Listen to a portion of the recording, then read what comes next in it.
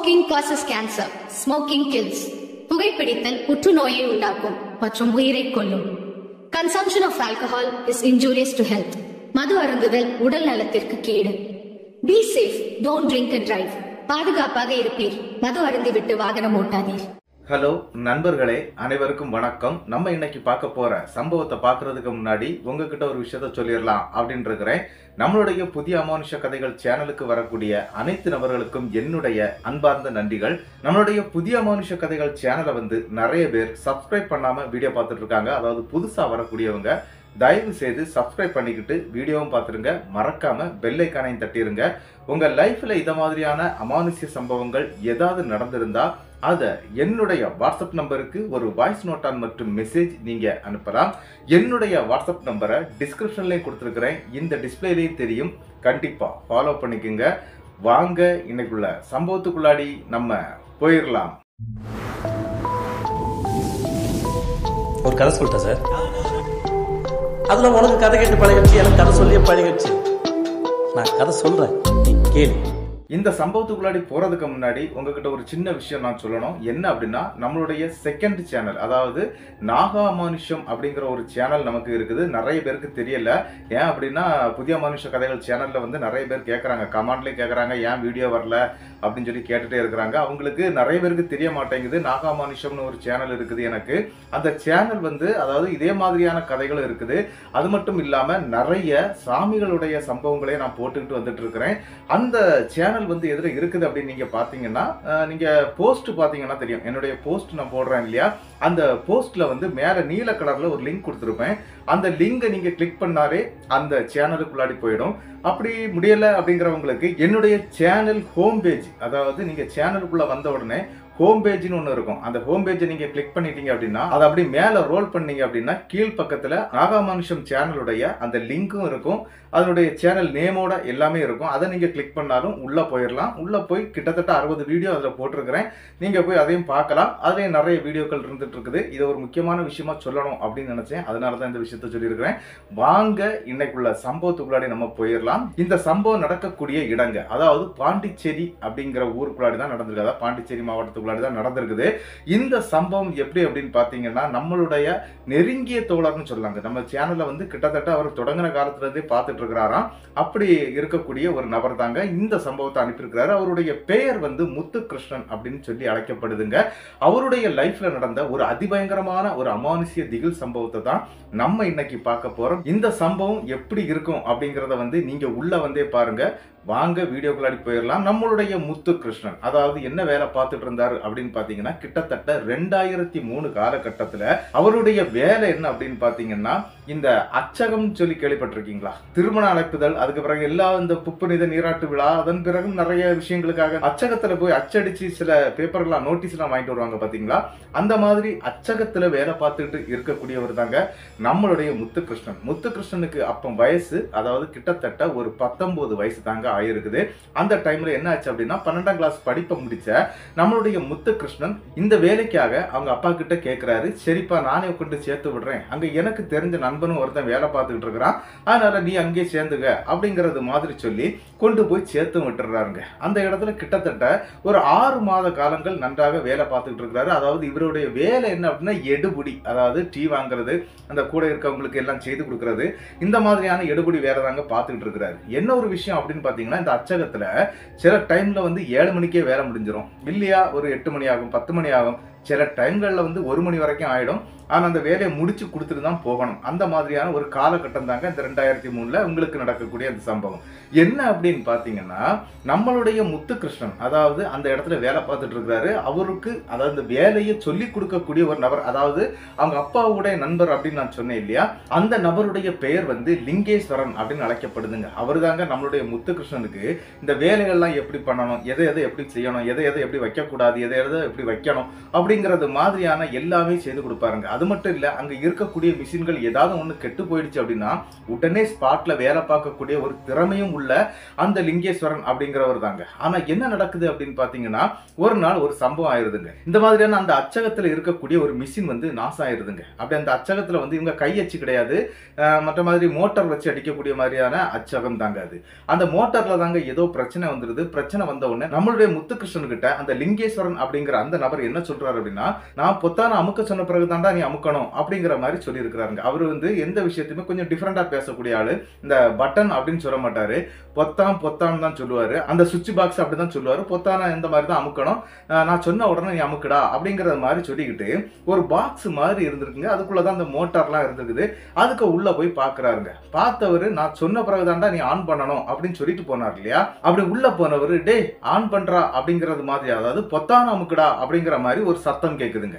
உடனே அந்த இடத்துல நம்மளுடைய முத்துகிருஷ்ணன் என்ன பண்ணிடுறாரு அப்படின்னா, டக்குன்னு அந்த சுவிட்சை ஆன் பண்ணிடுறாருங்க. சுவிட்சை ஆன் பண்ண ஒரு 2 செகண்ட்ல என்ன நடந்துச்சு அப்படின்னு பாத்தீங்கன்னா, லிங்கேஸ்வரன் உள்ள போனார் இல்லையா, அதாவது அந்த மிஷினுக்கு உள்ளாடி, அதாவது ஒரு பாக்ஸ் மாதிரி இருக்குது அப்படின்னு சொன்னேன் இல்லையா, அந்த மோட்டார் அதுக்குள்ளதான் இருக்குன்னு, அதுக்குள்ள இருந்து பயங்கரமான கருகருன்னு புகை வந்துருதுங்க. இது என்னடா புகை வந்துகிட்டே இருக்குதுன்னு நம்மளுடைய முத்துகிருஷ்ணன் நின்று பார்த்துக்கிட்டு தாங்க நிக்கிறாரு. ஆனா எந்த சத்தமும் கேட்கல. கிடுகிடுன்னு ஒரு அடி அடிக்குது. அந்த இடத்துல ஒரு பயங்கரமான ஒரு சத்தம் கேட்குது. ஆனா என்ன நடக்குதுன்னு தெரியலைங்க. உடனே ஆஃப் பண்ணிடுறாரு. நம்மளுடைய முத்துகிருஷ்ணன் என்ன பண்றாரு அப்படின்னா, சரி நம்ம ஆஃப் பண்ணிடுவோம், என்ன நடக்குதுன்னு கிட்ட போய் பார்க்கலாம் அப்படின்னு சொல்லி கிட்ட போய் பார்க்கும்போது என்ன ஆச்சுது அப்படின்னா, லிங்கேஸ்வரன் வாயில உயர கடிச்சபடியே இறந்து போயிருக்கிறாரு. அதுவும் எரிஞ்சு போயிருக்கிறாருங்க. இத பார்த்து அரண்டுறாரு. அது மட்டும் இல்ல, அங்க கிட்டத்தட்ட ஒரு 3-4 பேர் வேலை பார்த்துக்கிட்டு இருக்கிறாங்க. அப்படி வேலை பார்க்கக்கூடியவங்களும் ஓடி வந்துடுறாங்க. என்னடா ஆச்சுன்னு கேட்கும்போது நடந்த சம்பவத்தை சொல்றாரு. இந்த மாதிரி பொத்தான அமுக்கு அப்படின்னு சொன்னாரு, நான் அமுக்கிட்டேன், ஆனா இந்த மாதிரி ஆயிடுச்சு அப்படின்னு சொல்லி பார்க்கும்போது லிங்கேஷ் வந்து இறந்தே போயிட்டாரு. அந்த இடத்துல வேற வழியே இல்லை. அந்த வெளியே எடுத்துடுறாங்க. வெளியே எடுத்து பார்க்கும்போது அவர் சுத்தமா கரிஞ்சிருது. உடம்பு எல்லாமே கலந்து வந்திருக்குங்க. கால் கையெல்லாம் கலந்து வந்திருக்கு. அவரை தூக்கவே முடியல. அந்த அளவுக்கு அந்த பவர் இருந்திருக்குது. என்ன ஆயிட்டு அப்படின்னா, அந்த சம்பவம் அந்த இடத்துல முடிஞ்சு போகுது. என்ன அப்படின்னா, அவருடைய வீட்டுக்கு சொல்லப்பட்டு அதுக்கப்புறம் ஓனர்கள் வந்து பேசி எடுத்து, ஆனா இங்க என்ன நடந்துச்சுன்னு அந்த ஓனருக்கும் தெரியல, பக்கத்துல வேலை பார்த்துட்டு இருந்தவங்களுக்கும் தெரியல, இவங்க 2 பேருக்குள்ள என்ன நடந்ததுன்னே தெரியலைங்க. சரின்னு சொல்லிக்கிட்டு இந்த இறுதி சடங்கெல்லாம் நடந்துட்டு இருக்குது. அதாவது லிங்கேஷ் அப்படிங்கிற அவருக்கு தான் எல்லாம் நடந்து முடியுதுங்க. ஆனா அந்த இதுக்கு எல்லாத்துக்குமே போய் நம்மளுடைய முத்துகிருஷ்ணனும் கலந்துக்கிடுறாரு. கொஞ்சம் நார்மலா தான் இருந்துட்டு இருக்கிறாங்க. ஆனா என்ன அப்படின்னா, இவருடைய மனசுக்குள்ளாடி என்ன நடந்திருக்கும், ஏது நடந்திருக்கும் அப்படிங்கிற ஒரு எண்ணத்திலே தாங்க முத்துகிருஷ்ணன் இருந்துட்டே இருக்கிறாரு. ஆனா இவருடைய காதுக்கு அவரு பொத்தான அமுக்கு அப்படிங்கிற மாதிரி சத்தம் கேட்டதுனாலதான் அவர் அமுக்குனாரு, இல்லைன்னா அதை அமுக்கிருக்க மாட்டாரு அப்படிங்கிற எண்ணமும் அவருக்கு இருக்குங்க. கிட்டத்தட்ட என்ன ஆயிடுது அப்படின்னு பாத்தீங்கன்னா, 16வது நாள் காரியம் முடியாத வரைக்கும் நம்மளுடைய முத்துகிருஷ்ணன் வேலைக்கே போகலைங்க. அதன் பிறகுதாங்க வேலைக்கு போயிருக்கிறாரு. வேலைக்கு போன பிறகு ஒரு 2 மாத காலங்கள் எந்த பிரச்சனையும் இல்லைங்க. அது பாட்டுக்கு போயிட்டே இருக்குது. அதை பத்தி அவங்க யோசிக்கிறதே இல்லை. அடுத்தடுத்த வேலையை பார்த்து போயிட்டே இருக்கிறாங்க. என்ன நடந்துச்சு அப்படின்னு பாத்தீங்கன்னா, கிட்டத்தட்ட சில டைம்கள்ல வந்து 10 மணிக்கு மேல வேலை முடியறதுக்கு நேரம் ஆயிரும். அதாவது என்ன அப்படின்னு பாத்தீங்கன்னா, ஒரு 10 மணியோட முடிஞ்சிருச்சுன்னா எந்த பிரச்சனையும் இல்லை.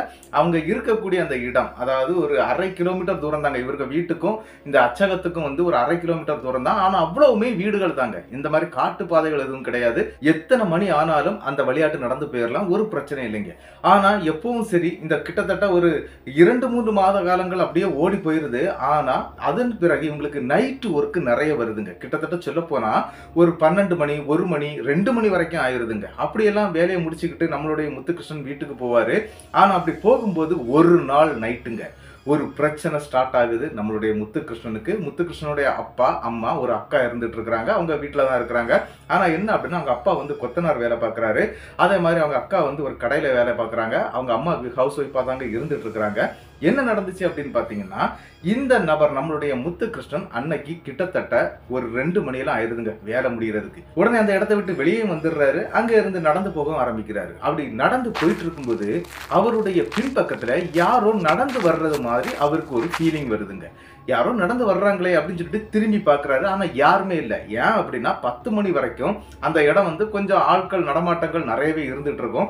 அதன் பிறகு இருக்காதுங்க. ஏன்னா நிறைய கடைகள் வந்து 10 மணிக்கு க்ளோஸ் பண்ணிட்டு போயிடுவாங்க.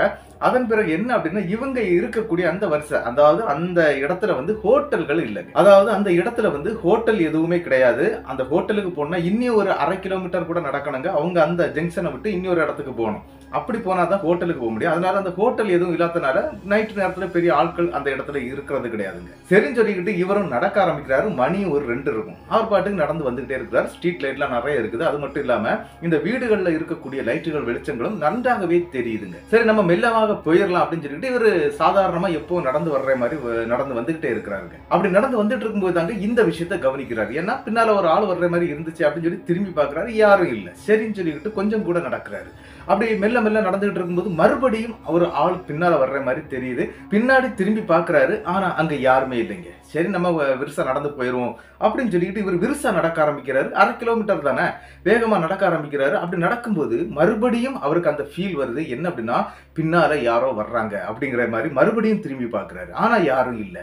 இது என்னடா நடக்குது அப்படின்னு சொல்லிக்கிட்டு யோசிச்சுக்கிட்டு இவர் பெருசா எடுத்துக்கலைங்க. அங்கிருந்து வேக வேகமா நடந்து அவருடைய ஊருடைய எல்கை வந்துருதுங்க. அதாவது அவங்க வீட்டுக்கும் அந்த ஊர் எல்கை அப்படின்னு சொல்லக்கூடிய இடத்துக்கும் கிட்டத்தட்ட ஒரு 150 மீட்டர் தூரம் தாங்க இருக்கும். அந்த இடத்தை நோக்கி வேக வேகமா நடக்க ஆரம்பிக்கிறார். ஆனா அதன் பிறகு அந்த மாதிரி யாரும் பின்னால வந்த மாதிரி அவருக்கு ஃபீலும் ஆகலைங்க.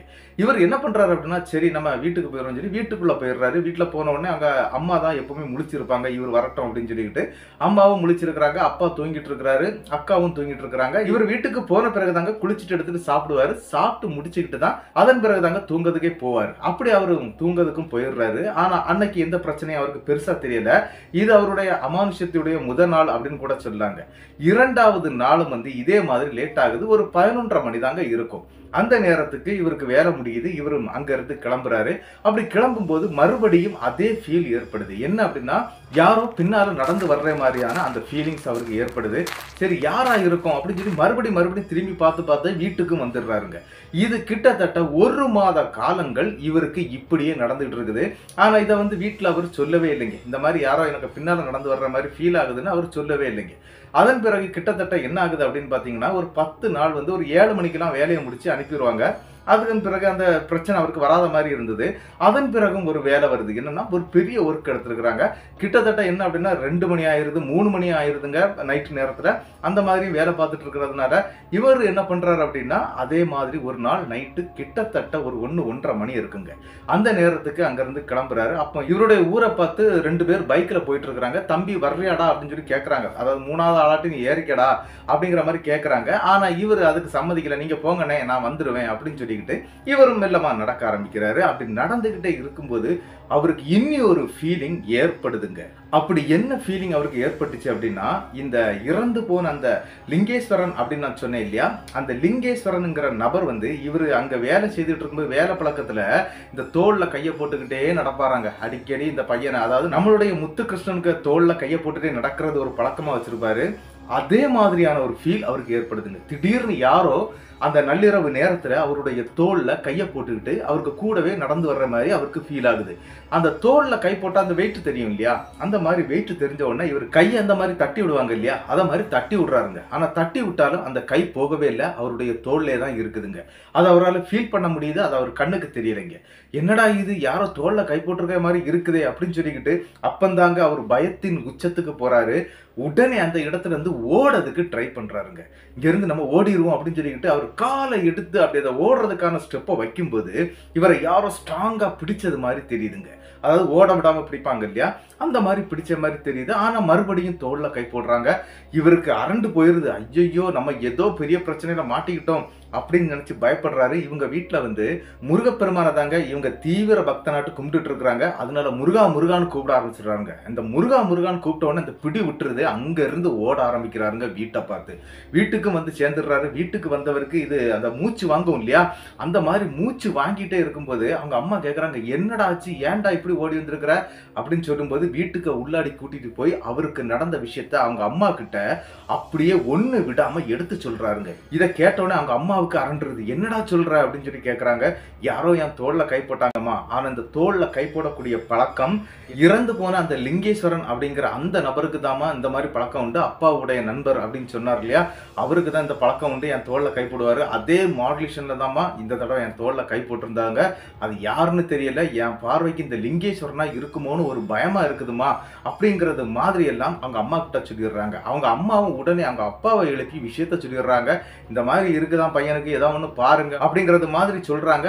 ஆனா அந்த அப்பா இருக்கிறார் இல்லையா, அதாவது முத்துகிருஷ்ணனுடைய அப்பா, இதெல்லாம் ஒரு மனப்பிராந்தி, அவன் கூடயே இருந்துட்டு இருந்தான் இல்லையா, அதனால அப்படி தோணுது, அதெல்லாம் ஒன்றும் பிரச்சனை இல்லை, நான் வந்து ஓனர் கிட்ட பேசுறேன், என்ன அப்படின்னா இவனை ஒரு 10 மணிக்கு முன்னால வீட்டுக்கு விட்டுருங்க அப்படின்னு நான் பேசுறேன் அப்படின்னு சொல்லிக்கிட்டு இவங்க எல்லாரும் சமாதானப்படுத்தி படுக்கவும் வச்சிடறாருங்க. மறுநாள் அதே மாதிரி ஓனரை போய் பாக்குறாரு முத்துகிருஷ்ணனுடைய அப்பா. என்ன அப்படின்னா நேரா போய் பேசுறாரு. அதாவது என்ன பேசுறாரு அப்படின்னு பாத்தீங்கன்னா, இந்த மாதிரி பையனை ஒரு 10 மணிக்கு முன்னால வீட்டுக்கு விட்டுருங்க அப்படின்னு சொன்னோன்னா ஓனர் ஒரு விஷயத்த சொல்றாரு. என்ன அப்படின்னா, வேலை இருக்கும்போது தான் இருக்கும், இல்லாத டைம்ல வேலை இருக்காது. 7 மணிக்கெல்லாம் சும்மா இருந்துகிட்டே வீட்டுக்கு போகிற நாட்கள்லாம் இருக்குது. எல்லாத்துக்கும் நான் சம்பளம் கொடுத்துட்டு தான் இருக்கிறேன். அதனால நீங்க இப்படி சொல்லாதீங்க. வேலை அதாவது ஒரு 10 மணிக்கு மேல அவன் வரல அப்படின்னா, வேலை முடிஞ்சு வரல அப்படின்னா நீங்க ஸ்ட்ரெயிட்டா வந்துருங்க, வந்து நீங்க கூட இருந்து அவன் வேலை முடியாத வரைக்கும் பார்த்து கூட்டிட்டு போயிருங்க அப்படிங்கிற மாதிரி அவர் ஒரு குண்டை தூக்கி போட்டுடுறாருங்க. சரின்னு சொல்லிக்கிட்டு வேற வழி இல்லை. என்ன அப்படின்னா, முத்துகிருஷ்ணனுடைய அக்காவுக்கு வந்து கல்யாணம் பார்த்துட்டு இருக்கிறாங்க. அதனால அவங்களுக்கு நகை நட்டெல்லாம் சேர்க்கணும். அந்த பொண்ணும் வேலைக்கு போயிட்டு தான் இருக்குது. அதனால அந்த வேலையை விட முடியாதுங்கிற ஒரு சூழ்நிலையும் இருக்குது. அதனால சரிப்பா அப்படிங்கிற மாதிரி சொல்லிக்கிட்டு அவரும் வந்துடுறாருங்க. ஆனா என்ன நடக்குது அப்படின்னா, அந்த டைம்ல அதாவது இவர் இந்த மாதிரி பேசிட்டு வந்த பிறகு எப்பவும் சரி ஒரு 7 மணி 8 மணி 10 மணிக்கு முன்னால கிட்டத்தட்ட ஒரு 15-20 நாட்கள் வந்து அப்படியே அனுப்பிடுறாங்க. பெரிய அளவு வேலை வரலைங்க. ஆனா அதன் பிறகும் வேலை வருது. அதாவது கிட்டத்தட்ட என்ன ஆகுது அப்படின்னா ஒரு 11:30 மணி ஆகுதுங்க. இவங்க அப்பா இந்த விஷயத்தையும் மறந்துட்டாரு. அந்த ஓனர்கிட்ட இப்படி சொல்லியிருந்தாங்க இல்லையா, 10 மணி கழிஞ்சிருச்சுன்னா நான் வந்து கூட்டிட்டு போறேன் அப்படின்னு சொன்னார் இல்லையா. ஆனா என்ன ஆச்சுது அப்படின்னு பாத்தீங்கன்னா, இவரும் மறந்துடுறாரு. ஏன்னா இவர் வந்து இந்த மேஸ்திரி வேலைக்கு போகக்கூடியவர். அதனால இந்த விஷயத்தையும் அவர் மறந்துடுறாரு. நல்ல உடல் சீனத்துல படுக்கக்கூடியவங்களுக்கு அந்த மாதிரி மறதிகள் வர்றதுலாம் சகஜம்தான். அதனால மறந்துடுறாருங்க. ஆனா இப்படி பேசின விஷயம் வந்து அவங்க அம்மாவுக்கும் தெரியல. அவங்க வந்து இந்த ஓனர்கிட்ட இப்படி பேசின விஷயம் அவங்க அம்மாவுக்கும் தெரியல. அதனால அவங்களும் அதை பத்தி பேசலைங்க. கிட்டத்தட்ட மணி வந்து டைம் ஆகி போயிட்டே இருக்குதுங்க. கிட்டத்தட்ட ஒரு 1-1:30 மணி இருக்கும். அந்த நேரத்துக்கு தாங்க இவருக்கு அந்த வேலை முடியுது. அங்கிருந்து கிளம்புறாரு. உடனே அவர் என்ன பண்றாரு அப்படின்னா, அந்த டைம்ல போன்லாம் இல்ல. அதாவது அந்த அச்சகத்துல போன் இருக்குது, அந்த லேண்ட்லைன் இருக்குது.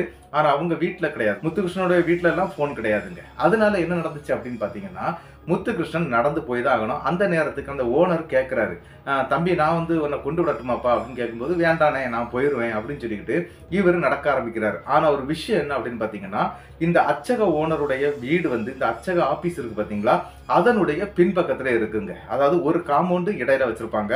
அந்த காம்பவுண்டுக்கு அந்த பக்கம் வீடுங்க, இந்த பக்கம் வந்து அச்சக ஆபீஸ் இருக்குது. இதுக்கு இடையில அதாவது இந்த அச்சக ஆபீஸ் தாண்டும் போது இவங்க ஊருக்கு போற வழியில அதுல ஒரு காலி மனை இருக்குதுங்க. கிட்டத்தட்ட சொல்ல போனா ஒரு 5 சென்ட் பூமி காலி மனையாட்டு தான் இருக்குது. அது ஒரு பெரிய பள்ளம் மாதிரி இருக்கும். அந்த பள்ளம் இருக்குது இல்லையா, அந்த பள்ளத்து பக்கம் பாட்டு இவர் வந்துட்டு இருக்கிறாரு. என்னன்னா ஒன்ஸ் அடிச்சுட்டு போயிடலாம் அப்படின்னு சொல்லிட்டு, ஏன்னா அங்க யாரும் இருக்க மாட்டாங்க. அதனால அதுல ஒன்ஸ் அடிக்கிறதுக்காக இவர் நிற்கும் போது அப்பந்தாங்க ஒரு விஷயத்த கவனிக்கிறாரு. யார்? நம்மளுடைய முத்துகிருஷ்ணன். என்ன நடந்துச்சு அப்படின்னு பாத்தீங்கன்னா, அந்த வீட்டுடைய பின்பக்கம் இருக்கக்கூடிய அந்த காம்பவுண்டு இந்த சைட்ல குதிச்சிடலாம். இந்த காலிமனையா இருக்கு பாத்தீங்களா, அந்த சைடு குதிச்சிடலாம். அந்த மாதிரி அந்த இடத்துல அந்த காம்பவுண்டுக்கு மேல கருகருன்னு ஒரு ஆள் அப்படியே மேலே ஏறி கீழே குதிக்கிறாங்க. இவரு பாக்குறாரு, ஸ்ட்ரீட் லைட் வெளிச்சத்துல அது தெரியுது. ஆனா என்ன அப்படின்னு, அந்த ஆளு நடந்து அந்த காம்பவுண்ட் சைடோட வர்றாருங்க. அந்த காம்பவுண்ட் வெள்ளை கலர்ல பெயிண்ட் பண்ணியிருக்கிறாங்க. அதனால அந்த கருப்பு கலர்ல அந்த ஆள் வர்றது தெரியுது.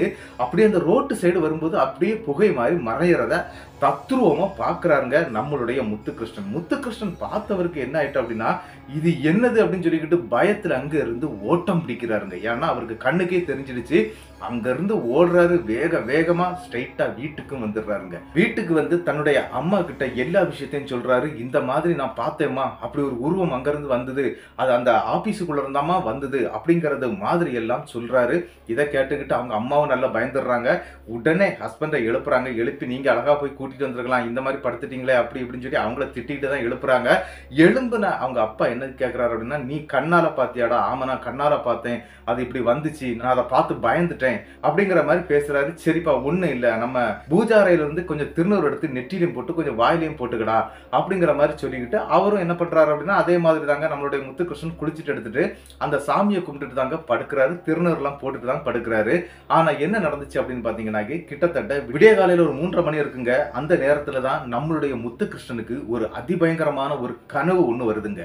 இந்த கனவு எப்படி இருக்குது அப்படின்னு பாத்தீங்கன்னா, திடீர்னு நம்மளுடைய முத்துகிருஷ்ணன் அந்த லிங்கேஸ்வரன் அப்படிங்கிறவர் ஒரு பாக்ஸுக்குள்ளவே மாட்டி இறந்து போனார் இல்லையா, கரண்ட் அடிபட்டு, அந்த இடத்துக்குள்ள நம்மளுடைய முத்துகிருஷ்ணன் உள்ள போறது மாதிரியும் அவர் வந்து எரிஞ்சு கரிஞ்சு சாம்பலாய் அந்த இடத்துல சாகுறது மாதிரியும் பயங்கரமான கொடுமையான அந்த கனவை காண்றாருங்க. அப்படி அந்த கனவோட பயங்கரமா கத்தவும் செய்திடுறாரு. அப்படி கத்தின சத்தம் வந்து பளிச்சுன்னு கேட்டுறது வீடு ஃபுல்லாவே கேட்டுறது. உடனே அவங்க அம்மா எல்லாம் எந்திரிச்சிடுறாங்க. எந்திரிச்சு என்னடா ஆச்சுன்னு சொல்லும்போது பயங்கரமா அழுதுறாருங்க. ஏன்னா அந்த கனவு வந்து அவ்வளவுத்துக்கு தத்துரூபமா அவருக்கு இருந்திருக்குது. அதை பார்த்துட்டு தான் பயங்கரமா பயந்துட்டாரு. அளவும் செய்துட்டு இருக்கிறாரு. அந்த டைம்ல அவங்க அம்மா கேட்கறாங்க, என்னடா ஆச்சு, ஏன்டா அப்படின்னு சொல்லி கேட்கும்போது இந்த விஷயத்தை எல்லாம் அப்படியே சொல்றாங்க. இந்த மாதிரி கனவு வந்துச்சு, நான் பயந்துட்டேன் அப்படின்னு சொல்லிக்கிட்டு எல்லாம் சொன்னோடனே, சரி இதை இப்படி விட்டா சரியாகாது, நமக்கு யாரையாவது பார்க்கணும் அப்படின்னு சொல்லி அவங்க அம்மா அப்பம் கூட, அதாவது 3:30 மணி டைம்ல கூட அவங்க அப்பாவை எழுப்பி சொல்றாங்க. அவரு இதெல்லாம் பெருசாவே எடுத்துக்கல. ஒண்ணு இல்லாட்டி நாளையில இருந்து நான் போய் கூட்டிட்டு வந்துருவேன், அவன் எத்தனை மணிக்கு வேலை முடிச்சுட்டு வந்தாலும் கூட இருந்து நான் கூட்டிட்டு வருவேன் அப்படிங்கிற மாதிரி அவங்க அப்பாவும் சொல்லிடுறாருங்க. சரின்னு சொல்லிட்டு அப்படியே விட்டுறாங்க. மறுநாள் காலையில விடிஞ்சிருது. விடிஞ்ச பிறகு என்ன நடக்குது அப்படின்னு பாத்தீங்கன்னா, இவருக்கு பயங்கரமான ஜுரங்க. யாருக்கு? முத்துகிருஷ்ணனுக்கு பயங்கரமான ஜுரம் அடிக்குது. முத்துகிருஷ்ணனை கூட்டிட்டு போய் ஹாஸ்பிட்டல்ல அவங்க அம்மா தான் ட்ரீட்மெண்ட்லாம் பாக்குறாங்க, வீட்டுக்கு கொண்டு வர்றாங்க. ஆனா கிட்டத்தட்ட ஒரு 3-4 நாட்கள் வந்து இவரால் எந்திரிச்சு நடக்க கூட முடியலைங்க. கை காலெல்லாம் பயங்கரமான வலி, இவரால் எந்திரிச்சு நிக்கவோ வாங்கவோ முடியல. அந்த டைம்ல இந்த சிக்கன் குனியா காய்ச்சல்லாம் வந்த ஒரு டைம் கூட சொல்லாங்க. அதனால அந்த மாதிரி இருக்குமோன்னு சொல்லிட்டு ஹாஸ்பிட்டல்ல அட்மிட்டே பண்றாங்க நம்மளுடைய முத்துகிருஷ்ணனை. ஆனா என்ன நடந்துச்சு அப்படின்னு பாத்தீங்கன்னா, அவருடைய காய்ச்சல் அதாவது காலையில இருக்கும், மத்தியானம் இருக்காது, அதுக்கு பிறகு சாயங்காலம் இருக்கும், நைட்டு இருக்காது, இந்த மாதிரி மாத்தி மாத்தி மாத்தி வர ஆரம்பிச்சிருதுங்க. சரி இதை எதையாவது பார்க்கணுமே அப்படின்னு சொல்லிக்கிட்டு இவங்க நினைச்சுக்கிட்டு இருக்கிறாங்க. சரி நம்ம இதை பார்த்துடலாம் அப்படிங்கிற ஒரு எண்ணத்துக்கும் அவங்க அப்பாவும் வந்துடுறாங்க. என்ன பண்றாரு அப்படின்னா, அவங்க ஊருக்குள்ளாடி, அதாவது கிட்டத்தட்ட அவங்க ஊர்ல இருந்து ஒரு 2 கிலோமீட்டர் தூரத்துல வந்து ஒரு மாந்திரிகருடைய குடும்பமே இருக்குங்க. அந்த குடும்பத்துல இருக்கக்கூடிய அந்த மாந்திரிகரை போய் பார்க்கறாரு. பார்த்தது மட்டும் இல்ல, அவர்கிட்ட நடந்த விஷயங்கள் அனைத்தையுமே சொல்றாரு. சரி நம்ம போய் பார்த்துடலாம், பையனை பார்த்துடலாம் அப்படின்னு சொல்லிக்கிட்டு போனவர் கையோட கூட்டிட்டு வந்துடுறாருங்க வீட்டுக்கு அந்த மாந்திரிகரை. அப்படி அந்த வந்த மாந்திரிகர் அப்படி உள்ள வந்த உடனே இவனை வெளியே போக சொல்லு அப்படின்னு சொல்லிக்கிட்டு சும்மா இருந்த முத்துகிருஷ்ணன் அந்த மாந்திரிகரை பார்த்து சொல்றாரு, கத்துறாரு, வெளியே போடா அப்படின்னு சொல்லிக்கிட்டு.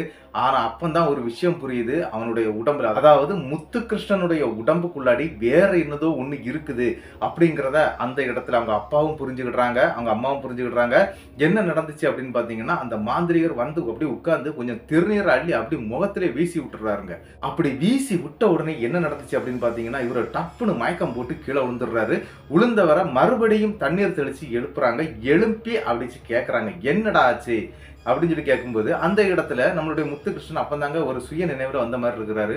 யார் நீங்க அப்படின்னு சொல்லிட்டு அந்த மாந்திரிகரை பார்த்து கேட்கிறாரு. சரி இந்த பையனுக்கு உடம்புல ஏதோ ஒண்ணு இருக்குது, அப்படி இருக்கிற அது என்னது அப்படிங்கிறத வந்து நம்ம கண்டிப்பா கண்டுபிடிச்சிடலாம் அப்படின்னு சொல்லிக்கிட்டு ஒரு சில பல சாதனங்கள், கொஞ்சம் போல சாதனங்கள்லாம் வாங்கியிருக்கிறாங்க. இந்த பூஜை புனஸ்காரத்துக்கான சில பூஜை சாமானங்கள்லாம் வாங்கி இவங்க என்ன பண்றாங்க அப்படின்னா, அந்த மாந்திரிக பூஜையை பண்ண ஆரம்பிக்கிறாங்க. கிட்டத்தட்ட ஒரு 1 hour ஆகுது. அந்த பூஜை நடந்துகிட்டே இருக்கும்போது அவருடைய உடம்புல, அதாவது முத்துகிருஷ்ணனுடைய உடம்புல அந்த லிங்கேஸ்வரனுடைய ஆன்மா வந்து இறங்குதுங்க. அரண்டு போயிடுறாங்க. அப்படி இறங்குன அந்த ஆன்மா என்ன சொல்லுது அப்படின்னா, இவனை நான் கூடயே கூட்டிட்டு போவேன், இவன் எனக்கு தான் சொந்தம், இவனால தான் நான் செத்தேன் அப்படிங்கிறது மாதிரி எல்லாம் பேச ஆரம்பிக்குதுங்க. யாரா? முத்துகிருஷ்ணனால தான் தான் இறந்து போனதாட்டு பேச ஆரம்பிக்குது. என்ன நடந்துச்சு அப்படின்னு சொல்லிக்கிட்டு அந்த மாந்திரிகர் விசாரிக்கிறாருங்க. என்ன நடந்துச்சு, எதனால நீ இப்படி பண்ற அப்படின்னு சொல்லிட்டு கேட்கும்போது அந்த லிங்கேஸ்வரனுடைய ஆன்மா என்ன சொல்லுது அப்படின்னா, இவனுக்கிட்ட நான் பொத்தான தான் அமுக்க சொல்லியிருந்தேன் அப்படின்னு சொல்லுவார். அதாவது ஆல்ரெடி பொத்தான்னா அந்த பட்டன்ஸ், அதுதான் வந்து, அதாவது நம்ம சுவிட்ச் வந்து சொல்றோம் இல்லையா, அதை வந்து அவர் அப்படிதான் சொல்லுவாரு. அந்த இதை நான் அமுக்க சொல்லியிருந்தேன். ஆனா நான் தும்முன உடனே, அவரு தும்மி இருக்கிறாரு உள்ள இருந்து, அந்த சத்தம் நம்மளுடைய முத்துகிருஷ்ணனுக்கு எப்படி கேட்டுச்சு அப்படின்னா, பொத்தான அமுக்கு அப்படிங்கிற மாதிரி கேட்டுதுங்க. அப்படி கேட்டதுனால தான் அவர் பொத்தான அமுக்கிட்டார், அதாவது அந்த சுவிட்சை ஆன் பண்ணிட்டாரு. அப்படி ஆன் பண்ணனால இங்க உள்ள இருந்த லிங்கேஸ்வரன் அந்த ஒயரை வந்து வாயில கடிச்சு ஏதோ இழுத்துட்டு இருக்கும்போது தான் இந்த தும்மல் வந்திருக்குது. அப்படியே இவர் ஆன் பண்ண அந்த இடத்துல எரிஞ்சு கரிஞ்சு இறந்து போயிட்டாருங்க இந்த லிங்கேஸ்வரன். ஆனா என்ன சொல்றாரு அப்படின்னா, அவருக்கு இந்த விஷயம் தெரியாது, இவர் தும்முனை மட்டும் தான் தெரியும். ஆனா அவருடைய காதுக்கு இந்த மாதிரி போய் எட்டுச்சு அப்படிங்கிறது தெரியாது இல்லையா, பொத்தானாமுக்கு அப்படின்னு சொல்லிக்கிட்டு அதை வந்து சொல்லி கிளியர் பண்றாங்க. யாருக்கிட்ட? இந்த லிங்கேஸ்வரனுடைய ஆன்மா கிட்ட சொல்றாங்க, டேய் அது அப்படி இல்லை, அந்த மாதிரி நீ தும்முனது வந்து அவனுடைய காதுக்கு, அதாவது முத்துகிருஷ்ணனுடைய காதுக்கு அந்த மாதிரி கேட்டிருக்கும், அதனாலதான் இது நடந்திருக்கும் அப்படிங்கிற மாதிரி சொல்றாருங்க. ஆனா அந்த இடத்துல அது கேட்கவே இல்லைங்க. நான் இவனையும் கூடயே கூட்டிட்டு போவேன் அப்படிங்கிற மாதிரி பேசுது. அது மட்டும் இல்ல, ஒன்ன இந்த இடத்துக்கு கூட்டிட்டு வந்தனால, அதாவது இந்த மாந்திரிகரை பார்த்து லிங்கேஸ்வரனுடைய ஆன்மா பேசுது என்ன அப்படின்னா, ஒன்ன இந்த இடத்துக்கு கூட்டிட்டு வந்ததுனால உங்க எல்லாருமே அழிப்பேன் அப்படிங்கிறது மாதிரி எல்லாம் பயங்கர கர்ஜனையோட பேசிக்கிட்டு இருக்குங்க. இதையெல்லாம் கேட்ட உடனே அரண்டு போயிடுறாங்க அவங்க வீட்டுக்காரங்க, அதாவது நம்மளுடைய முத்துகிருஷ்ணனுடைய குடும்பம். ஆனா மாந்திரிகர் அசரவே இல்லைங்க. சரி நீ எங்களெல்லாம் கூட்டிட்டு போயிருவியா, பாத்துரலாம் அதையும் சொல்லிக்கிட்டு அந்த மாதிரி அவர் ஒரு மாந்திரீக வித்தை அங்க காட்ட ஆரம்பிக்கிறாரு. அப்படி வித்தையை காட்ட ஆரம்பிச்சோன்னா பயங்கரமா அழ ஆரம்பிச்சிருது. என்ன அப்படின்னா யாரை பார்த்து அழுது அப்படின்னா இவங்க அப்பாவை பார்த்து, நம்மளுடைய முத்துகிருஷ்ணனுடைய அப்பாவை பார்த்து, டே நண்பா நான் உன்னை நம்பிதானடா இவனை கூட வச்சிருந்தேன், என்னை இப்படி பண்ணிட்டானடா அப்படின்னு சொல்லிட்டு அழுதுங்க. அதாவது நம்பவே மாட்டேங்குது, அதாவது இவன் வேணே பண்ணிட்டான் அப்படிங்கிறது மாதிரி. ஏன்னா அந்த வேலை படிச்சு கொடுக்கும்போது சும்மா தலையில தட்டுவாங்க, அதை செய்டா இதை செய்டான்னு சொல்லிக்கிட்டு பயங்கரமா கத்துவாங்க இல்லையா, இந்த மாதிரி ஏதோ ஒரு விஷயத்த வச்சுதான்டா இவன் என்ன பண்ணிட்டான் அப்படிங்கிற மாதிரி அழுதுகிட்டே சொல்ல ஆரம்பிக்குதுங்க. ஆனா அந்த இடத்துல நம்மளுடைய முத்துகிருஷ்ணனுடைய அப்பா என்ன சொல்றாருன்னா, அப்படி கிடையாதுடா, இது ஒரு விபத்துடா, இந்த விபத்துனாலதான் இது ஏற்பட்டிருக்குது, வேற எதுவுமே கிடையாது, நீ தும்முனது அவனுக்கு அப்படி கேட்டிருக்கலாம், அவன் அந்த சுவிட்சை போட்டிருக்கலாம், நீ அதனால அவனுக்கு எதுவும் பண்ணக்கூடாது, நீ அவனை விட்டு போயிடு அப்படிங்கிற மாதிரி நல்ல கெஞ்சுறாரு அவங்க அப்பாவும். ஆனா விட மாட்டேன் நான் இவனை விடவே மாட்டேன் அப்படிங்கிறது மாதிரி எல்லாம் பயங்கரமா கர்ஜனை பண்ண அந்த இடத்துல இருக்கக்கூடிய மாந்திரிகர் என்ன பண்ணிட்டார் அப்படின்னா, சில பல மாந்திரிக வித்தைகளை செய்து இந்த லிங்கேஸ்வரனுடைய ஆன்மா இருக்குது இல்லையா, அதை ஒரு கலையத்துல, அதாவது கலையம்னா மண் கலையம் அப்படின்னு சொல்லுவாங்க இல்லையா, பானை, அதுக்குள்ள அடைச்சிடுறாருங்க. அடைச்சிக்கிட்டு அவரும் அங்கிருந்து அதை கட்டி எடுத்துக்கிட்டு போயிடுறாரு. இனி ஒரு பிரச்சனையும் இல்லை, அது இனி ஒன்று பின்தொடராது அப்படிங்கிற மாதிரி சொல்லிட்டு போயிடுறாங்க. அந்த இடத்துல நம்மளுடைய முத்துகிருஷ்ணன் மயக்கம் போட்டு கீழே விழுந்துட்டாரு. இருந்தாலும் தண்ணீர்லாம் தெளிக்கப்பட்டு அவரும் எந்திரிச்சிடுறாருங்க. இனி ஒன்றும் பிரச்சனை இல்லப்பா அப்படின்னு சொல்லி கொஞ்சம் திருநூறை கையில கொடுத்து, இதை டெய்லி காலையில போட்டுக்கிட்டு நீ வேலைக்கு போ, எந்த பிரச்சனையும் உனக்கு வராது அப்படிங்கிற மாதிரி சொல்லிடுறாரு. சரின்னு சொல்லிக்கிட்டு முத்துகிருஷ்ணனும் மறுநாள்ல இருந்து இந்த காய்ச்சல் பீச்சல் எதுவுமே இல்லைங்க, ரொம்ப நீட்டாயிடுறாரு. மறுநாள் காலையில குளிச்சுக்கிட்டு இவர் கோயிலுக்கு, முருகன் கோயிலுக்கு போறது வழக்கம். அப்படி முருகன் கோயிலுக்கு போயிட்டு இவர் அந்த அச்சகத்துக்கும் வேலைக்கு போயிடுறாருங்க. கிட்டத்தட்ட என்ன நடக்குது அப்படின்னு பாத்தீங்கன்னா, ஒரு மாத காலங்கள் எந்த பிரச்சனையும் இல்லைங்க. ஆனா இன்னொரு சம்பவம் அந்த இடத்துக்குள்ளாடி நடக்க ஆரம்பிக்குது. என்ன அப்படின்னு பாத்தீங்கன்னா, அதை கண்டுபிடிக்கிறது யாரு அப்படின்னு பாத்தீங்கன்னா, அந்த அச்சகத்துடைய ஓனருங்க. அவர் எப்படி இதை பாக்குறாரு அப்படின்னா, இந்த பொத்தானாமுக்கு அப்படிங்கிற வார்த்தையை யூஸ் பண்றது லிங்கேஸ்வரன் மட்டும்தான். ஆனா அதே வார்த்தையை நம்மளுடைய முத்துகிருஷ்ணனும் அடிக்கடி யூஸ் பண்ண ஆரம்பிச்சிருக்கிறாருங்க. அது மட்டும் இல்லாம என்ன அப்படின்னா, இந்த மிஷின்ல இருக்கக்கூடிய வேலைகள் அத்துப்படியா தெரியக்கூடியது நம்மளுடைய லிங்கேஸ்வரனுக்கு தான், அதே மாதிரி முத்துகிருஷ்ணனுக்கும் தெரியுதுங்க. அது மட்டும் இல்லாம அந்த ஓனரை அடிக்கடி வாடா போடான்னு பேசக்கூடிய அளவுக்கு அந்த லிங்கேஸ்வரன்ங்கிறவரு ஒரு பழக்கத்தை ஏற்படுத்தி வச்சிருந்தாரு. அதே மாதிரியான பழக்கத்தை இந்த முத்துகிருஷ்ணன்கிறவரும் பண்ண ஆரம்பிச்சிருக்கிறாரு. அந்த ஓனரை பார்த்து வாடா போடா அப்படின்னு சொல்லிட்டு. ஆனா இவங்களுக்கு பயங்கர வயசு வித்தியாசம் இருக்குது. இருந்தாலும் அந்த விஷயத்தை அப்படியே நோட் பண்றாரு. நோட் பண்ணிக்கிட்டு நம்மளுடைய முத்துகிருஷ்ணனுடைய அப்பா கிட்ட விஷயத்தை எடுத்து சொல்றாரு. எனக்கு ஏதோ டவுட்டா இருக்குது, நம்மளுடைய லிங்கேஸ்வரன் மாதிரி இவன் அடிக்கடி பேசுறான், எதுக்கு நீங்க கொஞ்சம் செக் பண்ணிக்கிடுங்க அப்படிங்கறது மாதிரி சொல்லிடுறாருங்க. சரின்னு சொல்லிக்கிட்டு அந்த பிரச்சனை அப்படி போயிட்டு இருக்கவே அடுத்த ஒரு சம்பவம் ஸ்டார்ட் ஆகுதுங்க. என்ன அப்படின்னா, இவரை கூட்டிட்டு போய் அதே மாந்திரிகர்கிட்ட காட்டுறாங்க. அப்படி காட்டும்போது அங்க எந்த பிரச்சனையும் இல்லை அப்படிங்கிறது மாதிரி தாங்க வருது. என்ன அப்படின்னா, எந்த மந்திரம் சொன்னாலும் அவருடைய உடம்புல அந்த மாதிரி லிங்கேஷ் வர்றது மாதிரி எதுவுமே தெரியலைங்க. சரின்னு சொல்லிட்டு அனுப்பிடுறாங்க. மறுபடியும் என்ன நடக்குதுன்னா, இவர் அச்சகத்துக்கு கரெக்டா வேலைக்கு வந்துடுறாரு. அது மட்டும் இல்ல, லிங்கேஸ்வரன் என்ன வேலையெல்லாம் செய்துட்டு இருந்தாரோ அவ்வளவு வேலையையும் நம்மளுடைய முத்துகிருஷ்ணனும் செய்துட்டு இருக்கிறாருங்க. அது எல்லாமே ஒரு பெரிய டவுட்டா இருக்குது. இருந்தாலும் அவரு கத்து கொடுத்துட்டு போயிருக்கலாம். அந்த மாதிரி பேசுறாரு இல்லையா, அந்த விஷயம் மட்டும் எப்படி நம்ம லிங்கேஸ்வரன் மாதிரியே பண்றான் அப்படிங்கிற ஒரு எண்ணமும் அந்த ஓனருக்கு இருந்துகிட்டு தாங்க இருக்குது. ஆனா என்ன நடந்துச்சு அப்படின்னு பாத்தீங்கன்னா, இந்த அச்சகத்துக்கு அடுத்தது ஒரு காலி மனை இருக்குது அப்படின்னு நான் சொன்னேன். அந்த காலி மனைக்கு அடுத்தது நிறைய வரிசையாட்டு கடைகள் தாங்க இருக்குது. அதுல ஒரு பால் கடை இருக்குது. முதல்ல அந்த அச்சகத்தை அடுத்தாப்புல ஒரு பால் கடை இருக்குது. அந்த பால் கடைக்கு மேல வீடு வாடகைக்கு கொடுத்துருக்காங்க. அதாவது வீடும் சேர்த்து வாடகை கட்டி கொடுத்துருக்காங்க. அப்படி அந்த வீட்டுல இருக்கக்கூடிய ஒரு பெண்கள், இளம் பெண், அவங்க தூக்கு மாட்டிட்டு இறந்து போயிடுறாங்க. இறந்து போய் கிட்டத்தட்ட ஒரு வார காலம் இருக்கும். அவர் அந்த வழியில போயிட்டு வர்றதுதான். ஆனா என்ன அப்படின்னா, நம்மளுடைய முத்துகிருஷ்ணனை 10 மணிக்கு முன்னாடி வீட்டுக்கு அனுப்பிடுவாங்க, இந்த மாதிரி பிரச்சனை வந்ததுனால.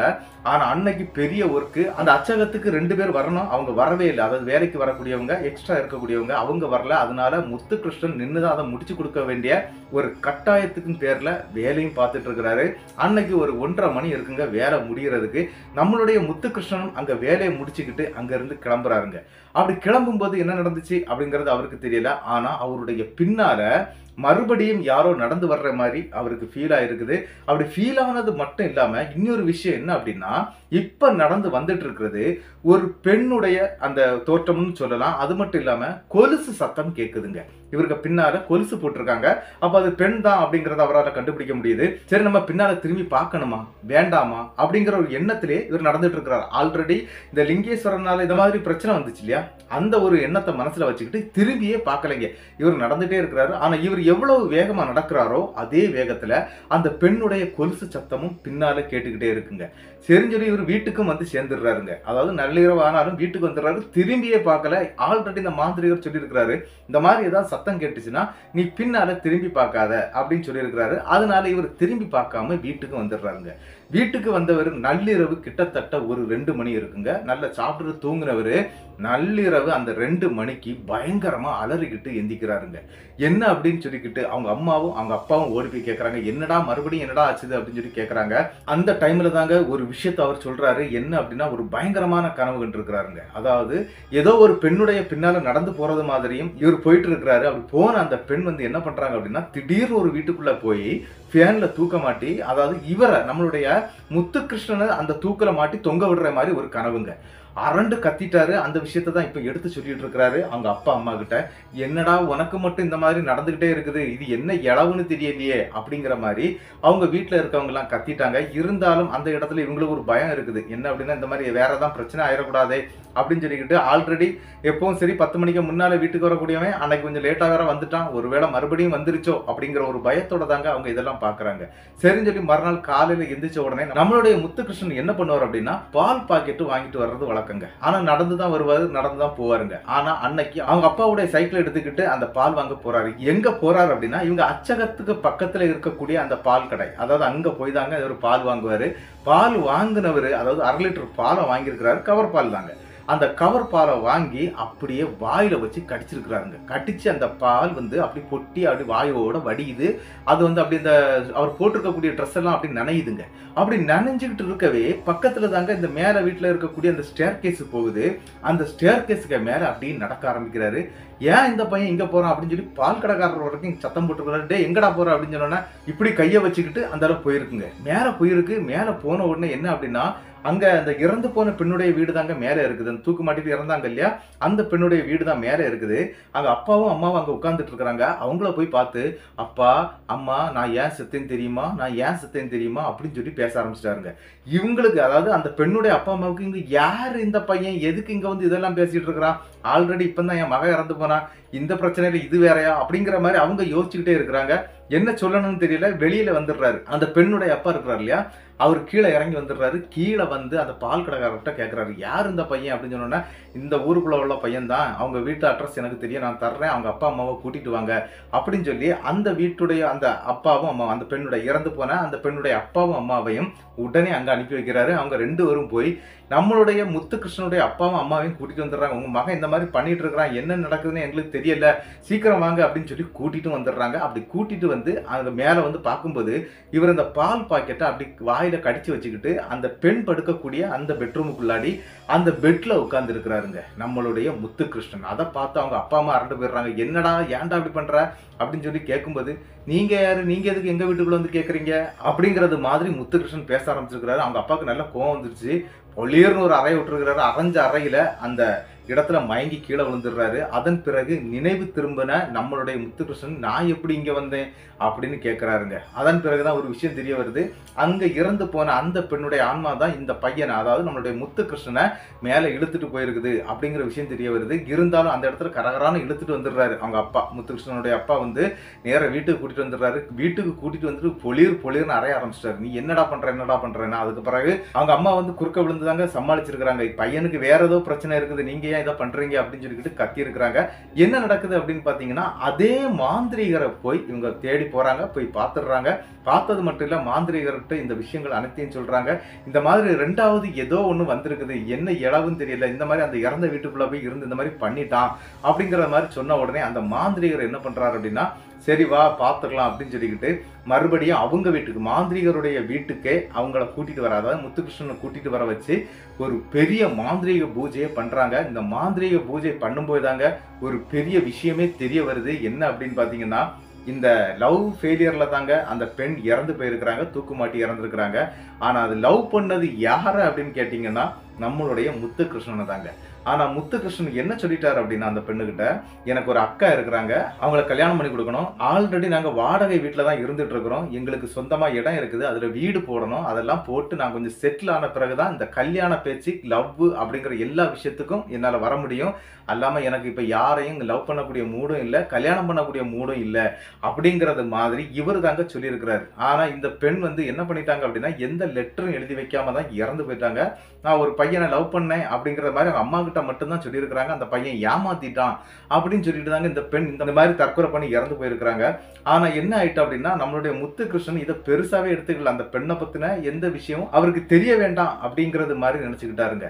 ஆனா என்ன ஆயிடுச்சு அப்படின்னா, அந்த பெண்ணுடைய ஆன்மாவும் இவருடைய உடம்புல ஏறிடுது. அது மட்டும் இல்லாம ஆல்ரெடி இருந்த லிங்கேசனுடைய ஆன்மா, அதாவது லிங்கேஸ்வரன் இருக்கிறார் இல்லையா, அவருடைய ஆன்மா என்ன ஆயிடுச்சு அப்படின்னு பாத்தீங்கன்னா, இவருடைய அந்த அச்சகத்துல வேலை செய்யும் போது அடிக்கடி இவருடைய உடம்புக்குள்ளாடி வந்து இந்த வேலைகளை வந்து செய்ய வச்சுட்டு போயிட்டு இருக்குதுங்க. இது மட்டும்தான் அதுக்கு பிறகு தெரிய வருது. ஆனா என்ன நடந்துச்சு அப்படின்னா, இந்த மாந்திரிகர் வந்து அசாத்தியமான மாந்திரிக பூஜைகள் எல்லாம் செய்ய ஆரம்பிச்சுட்டாரு. கிட்டத்தட்ட 2 நாட்கள் அங்க மாந்திரிக பூஜைகள் நடந்திருக்குது. அப்படி நடத்திட்டாங்க. இந்த 2 ஆன்மாக்களையும் அவங்க ஊர்ல இருக்கக்கூடிய சுடுகாட்டுல கொண்டு போய் ஸ்தம்பனம் பண்ணியிருக்கிறாங்க. அதன் பிறகுதாங்க நம்மளுடைய முத்துகிருஷ்ணனுடைய லைஃப் வேற ஒரு கோணத்துல மாறிடுச்சு. அச்சகத்தெல்லாம் விட்டுட்டாரு. அதன் பிறகு அவர் வேற வேற வேலைன்னு சொல்லிக்கிட்டு அப்படியே போயிட்டாரு. ஆனா என்ன நடந்துச்சு அப்படின்னு பாத்தீங்கன்னா, அதன் பிறகு அவருடைய லைஃப்ல இந்த மாதிரி எந்த பிரச்சனையும் வரல. தன்னுடைய லைஃப்ல இந்த பிரச்சனை ஸ்டார்ட் ஆகும்போது தனக்கு இந்த மாதிரியான பேய் பிசாசு மேல எந்த ஒரு நம்பிக்கையும் இல்லாம இருந்த ஒரு மனுஷன் தாங்க. ஆனா அவருடைய லைஃப்ல இது இவ்வளவு ஒரு பெரிய பிரச்சனையை பண்ணிருக்குது அப்படின்னு சொன்னா எந்த அளவுக்கு பாத்துக்கிடுங்க. இதுதான் அவருடைய லைஃப்ல நடந்த சம்பவம். இந்த சம்பவத்தை நமக்கு இப்படி தாங்க அனுப்பி தந்தாரு முத்துகிருஷ்ணன். முத்துகிருஷ்ணனுக்கு என்னுடைய பெரிய நன்றிகளை நான் சொல்லிக்கிறேன். இந்த சம்பவம் உங்களுக்கு பிடிச்சிருந்தா மறக்காம இந்த வீடியோ வந்து எல்லாருக்கும் ஷேர் பண்ணி விடுங்க. நீங்க ஷேர் பண்ணா மட்டும்தான் நம்மளுடைய சேனல் மேலும் மேலும் வளரும். போட்ட இடத்துல போட்டது மாதிரி அப்படியே இருக்குது நம்மளுடைய சேனல். அதனால தயவு செய்து நீங்க ஷேர் பண்ணுங்க வீடியோவை. அப்போ நம்மளுடைய சேனல் வந்து இன்னொரு பெரிய லெவலுக்கு நம்ம எடுத்துக்கிட்டு போகணும். அதுதான் என்னுடைய ஆசை. அதே மாதிரி மறக்காம இந்த வீடியோவுக்கு ஒரு லைக்கை கொடுத்துருங்க. மறக்காம சப்ஸ்கிரைப் பண்ணிக்கிட்டு பெல் ஐகானை தட்டிருங்க. அடுத்த வீடியோவில் சந்திக்கும் வரை உங்களிடமிருந்து விடைபெறுவது உங்கள் நாகர்கோவில் நாகராஜன். நன்றி நண்பர்களே.